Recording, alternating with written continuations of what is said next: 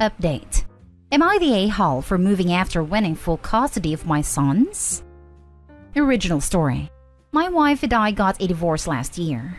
Our relationship failed after she was charged with felony credit card fraud and ended up pleading guilty to a lesser charge. She had been a stay-at-home mom to our 2 sons, 5 and 3, and had taken credit cards out in my mom's name to pay for God knows what. She shattered my trust. I work full-time and make a decent living, but nothing extravagant. I had no clue what my wife was doing until cops showed up at my door with a warrant and took my wife away in cuffs and took 2 laptops as evidence. When I got the full story, I filed for divorce immediately. Aside from being a criminal, she was a good mom. She tried to justify what she did by saying she was just doing what was best for our kids, which I felt was total BS, given that she never mentioned wanting for anything. And anytime she asked to spend on something, I almost always said yes. I hired a good lawyer and asked for full custody of my kids. My ex begged me not to do that, saying she needed her kids.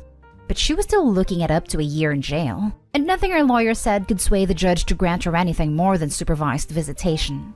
She ended up doing 90 days in jail, paying some fines and restitution, but I've allowed her to see our sons almost every time she's asked. The last year has been total hell, but we've made it work. Then a few months ago, I was offered a much more lucrative position a few states away. I talked with my lawyer about what it would mean if I moved and what the process was, and he said that since I have full custody, I have to file a petition with the court to move. So I told my wife what I wanted to do, and she exploded. She claimed I was stealing her kids from her, that she's made a lot of strides to get herself to a better place, and that she would fight me tooth and nail for her kids. Well, I filed a petition, got the go-ahead from the courts, and accepted the job. When the judge gave its ruling, my wife burst into tears and began sobbing. It was heartbreaking. I know in my head that I'm doing the right thing for my sons. They are young enough that a move like this won't be too traumatic. But I also feel like their lives have already been completely overturned, and I'm just adding more to that. As for my wife, she's a wreck. She has been begging me to reconsider the move, trying everything from guilt trips, manipulation, bargaining. It's like she's going through the stages of grief. But from my point of view, she did this to herself. She lied and broke the law. I have very little sympathy for her. I know at some point she will probably try to file for partial custody, and I'm prepared for that. For now, I'm just trying to do what's best for me and my sons. Does that make me an a-hole? Now for the top comments before reading the update. This is tough. The divorce and getting full custody? Fully deserved. Not an a-hole in that account. Moving to another part of the country where she'll have no contact with them? I'm not so sold on this. I think that you're still in pain and resent her, and rightfully so, but I'm not sure this is the best you can do regarding your children's relationship with their mother. Does she have any possibility of getting a job? Of moving? Or is she a financial mess as well? And what are her living conditions like now? Have you gone to therapy? Let me be clear. She did what she did and she's been held accountable for it. You've got a right to move from a legal perspective. But moving, when you know she can't do the same, will massively screw her relationship with your children, and it will only lead to more anger, resentment, and pain. I don't know her full financial situation. I know she's working a couple part-time jobs and has a small 2-bedroom apartment. Whether or not she could move, I don't know. She's under probation, so she'd need to apply to move anyway. My new job pays over twice what my previous did. It's a huge opportunity for me to provide a better life for my sons. I don't want to sit around here and wait for my ex to get her act together. Y'all know this begging for a gender-reversed situation? Holy crap. People are actually calling him an a-hole. OP is not an a-hole. Please, all you moms out there need to let go of your biases. I'm a mom, and all the YTAs sicken me. The mom didn't make a mistake, or a one-time bad decision. She's not a good mom. She knowingly and ongoingly committed a major crime against her own mother-in-law. A crime that directly affected her kids. Her willingness to do this, with no remorse, shows her character. A good mom doesn't choose clothes, makeup, and toys over her children. They just don't. Info. How are you going to maintain your son's relationship with her mother? Does she pay child support? If you alienate them from her, she will resent you. She may eventually be able to go back to court with a parental alienation claim. I'm reserving judgment. I haven't put too much thought into that part yet. But I do not intend on completely isolating them from her. If she can figure out a way to see them, I will not prevent that. I imagine holidays will be something we need to figure out as well. But like I said, I do not intend on preventing her from seeing our sons. She has court-ordered to pay child support, but so far I haven't seen a dime, and I have a desk. Edit. Thank you to everyone who commented, even the ones who called me a heartless a-hole for taking my sons away from their mother. This post has given me a lot of perspective and I appreciate that. A couple of things I want to clear up that I keep getting asked about that I wasn't able to include in my original post. 1. The area my sons and I live in is a smaller community. Not everyone knows everyone's small, but close. The crime my ex committed was news here as it was in the paper. People know about it. I get weird looks when I'm out in public. People have stopped inviting my sons to birthday parties, and I don't want my sons to be bullied and teased in school about their mother being a criminal. 2. I'm not going to permanently alienate my sons from their mother. I will make sure they are able to talk and FaceTime with her whenever they want. I will be the one who makes the drive back in order for them to see her until she is able to make arrangements to allow her to do so. I will continue to work with my ex to make sure she's included in things like birthdays and holidays. 3. I know my sons and I will all need therapy from this. There is no good mental health help available where my previous job is. My new job offers on-site childcare, and I will have access to counseling and therapy for myself and my sons that we would not have access to without moving. The schools near my new job are head and shoulders above the ones near my previous job. 4. If my ex gets her life back on track and is able to move closer to us, I'm all for it. If she does the things she needs to do in order to petition for shared custody, I don't intend on fighting her for that. But until she does that, I will not allow her anything more than the supervised visits ruled by the court. I will also not ask for any of the court-ordered child support. We won't need it. 5. To all the people who screamed, but she is their mother. Yes, and she always will be. And I remind my sons daily that their mom loves them very much, and that she wishes she can be with them like before. I am angry and resentful of my wife, but I work very, very hard to not let any of those feelings impact my sons and their relationship with their mom. And now for the update. I got a lot of people asking for an update on the situation, and since a few things have changed, I figured I would go for it.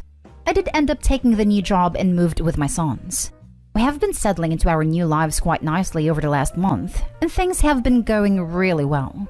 My sons love the new house. They have made friends with some other kids their age in the neighborhood. My job has been going really well, and I really couldn't have hoped for things to go better than they have.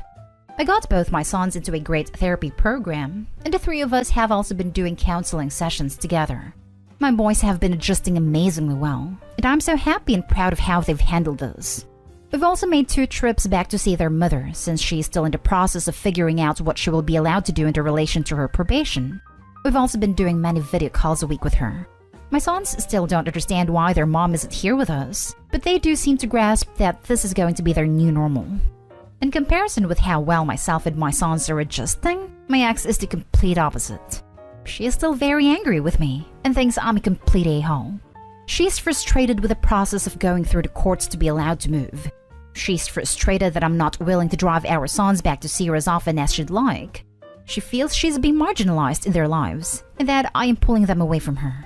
When she was complaining about all of these during our last visit, I reminded her that all of those things are consequences of her own actions, and she blew up at me by saying I'm kicking her when she's already down. That I didn't need to take her sons away from her. I told her how well our sons are doing and how happy they are, and she should be proud of how strong and resilient they've been. She then started begging me to please move back so that she can be closer because she's not sure the courts will allow her to move, and the process is taking too long. I told her that wasn't going to happen, but if there is anything I can do with the court process, that I would be willing to help if I can. I reminded her that I haven't said anything about her not paying the court-ordered child support, but that our boys seem to be in a much better place already, and I'm not going to take that away from them. Every time we have a video call with her, as soon as she says goodbye to our sons, she starts asking me to consider moving back home. I tell her every time that it is not happening. I'm not a robot, and I do feel bad to see her desperate and distraught. But when I look at my sons playing and laughing with their new friends, I know I've done the right thing no matter the cost to my ex. How did she end up on the hook for paying child support given her status? It's a token amount based on her income. With my higher salary, I don't need her help to provide for our kids. But she hasn't made an effort to pay anything yet either. She's going to blame you when they take her tax refund, lol. She already blames me for a lot of things. We'll just add that one to the list. Just want to piggyback and say if she's not making an effort to pay child support in any way, likely no court would give her partial custody anyways. She's not showing she can support kids in any minimal capacity. Also, my father raised my sister and I alone, but courts ruled for 50-50 custody because of you can't separate kids from their mother BS. Both moms and dads can be incapable of being a parent. Her fraud history and subsequent emotional breakdown, as it seems, definitely puts her in the category of not being responsible enough for custody's sake. Keep up the good work. You sound like a great father. I asked this on the original post, but did your ex ever come clean about where the untraceable cash payments went towards? That's still a big thing that should bug you when it comes to trust with your kids. Encourage her to get therapy, and please pressure her into coming clean about that money, and get her to show evidence so she's telling the truth. She's made some vague statements about paying cash for designer clothes and other higher price items, but still not enough to count for all of it, and I still take most of what she tells me with a large grain of salt. That's concerning. Hopefully through counseling she might be able to get the courage to open up and admit where the rest of that money, your mom's money, went. This might just be me being paranoid, but if you don't believe she's telling you the whole truth, you might need to hold off on letting your kids see her if she gets the approval to move. That money could have gone to anything. Next story. Am I the a-hole for not wanting to pay for my fiancé's college debts? I've third male always been super careful with my own money. For most of my professional life, I earned a little more than a minimum wage and always kept my costs and lifestyle on low. I've been working since 16-year-old and never got a single debt in my name. Something I'm proud of. This past year, I got a very good job. I've been able to save a lot of money so I can finally buy my own house and stop renting. I've been dating her, 23 female, for 2 years, and I met her in one of my jobs at a college. She was a student there, and because of financial problems on her family, she had to quit college, leaving some debt behind. Her parents used to pay for her college. I've been living with her for 1 year now, and I pay for everything. Food, rent, etc. After moving together, I feel like her parents kinda expect me to pay for everything related to her. And her father once asked me why I didn't put her back in college to finish her course. And I told him very politely that I couldn't afford it, since it was more than 50% of my monthly income and I had rent, food, and everything else to pay for. And we get zero help from them. Today she received an email from this college saying they will pass her debts along to justice and stuff, and she could negotiate. She then called me and said, I have something serious to ask. I need you to pay my debt. I said I don't want to, because this is a debt her parents made, not me. Also, her debt is almost 50% of everything I could save this past year, and it's a huge chunk of my savings. She is silent all day after that. Am I the a-hole here? Now for the comments. Not the a-hole. Run, dude. She's 23 and old enough to know how bills work. Run. I feel like he accidentally adopted her, rather than started a relationship. Right? Like, why isn't she working? Her father once asked me why I didn't put her back in college to finish her course. Is she your child or your partner? Info. Why is she paying nothing towards expenses? Yeah, agreed. This is so weird to me. Info. You pay for her food, rent, etc.? Where's her money going? Or is she just sitting around on her butt? Do not pay, and do not buy a house and let her take it over. Yes, at the moment, she has no job. She does most of the home stuff, cleaning, laundry, etc. Edit. I appreciate all your answers. Guess it's time to have the talk with her, and put all the cards on the table if we are really to get a future together. Last story is titled, Am I the a-hole for asking my wife if she's jealous of our daughter? My daughter is 15. She will be starting year 11 at school when the summer is over, and the school will be having a prom at the end of the year. My wife, 44 female and a senior accountant, was talking to our daughter about her own school leaving party. It wasn't called a prom back then in the UK, and she mentioned that she still owns the outfit she wore. She showed her a couple of pictures too. Later, when we were getting ready for bed, my wife noticed that her wardrobe was open. On closer inspection, she saw that the outfit she was discussing earlier was gone. She went into our daughter's room to see her wearing it and taking pictures of herself in the mirror.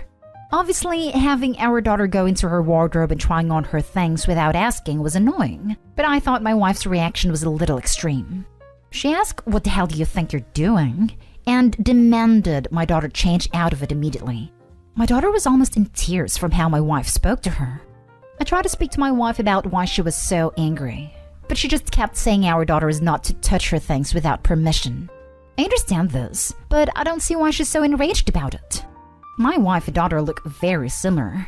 They've even been called sisters in the past. Based on this, I asked if my wife felt jealous at seeing our daughter wear her dress. When I said this, she got even more upset and said she was going to sleep in our spare room. She isn't speaking to me today. Did I go too far with my comment? I'm just trying to figure out why my wife was so angry. You're the a-hole. The dress is probably something important to your wife, and she took care of it. And your daughter treated it like an accessory for her social media. People have some things that are important to them and won't let others touch it. It is normal, even if the person is her daughter.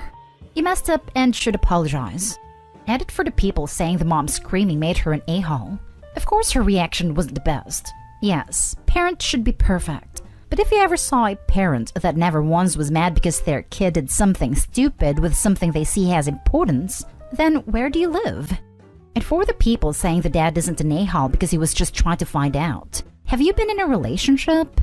Because the question when your partner is mad is usually, why are you mad? Not, are you crazy? Or something equivalent. Because a mother that is jealous of her daughter is crazy. Everyone sucks here. I think this is a story that would be told so differently from all 3 point of views. I agree with everyone sucks here. Daughter shouldn't have tried it on without permission. Mom shouldn't have cursed angrily at daughter. OP definitely shouldn't have accused mom of being jealous of daughter, like the third cherry on top of your really crappy pie. A mess of bad communication. Everyone sucks here.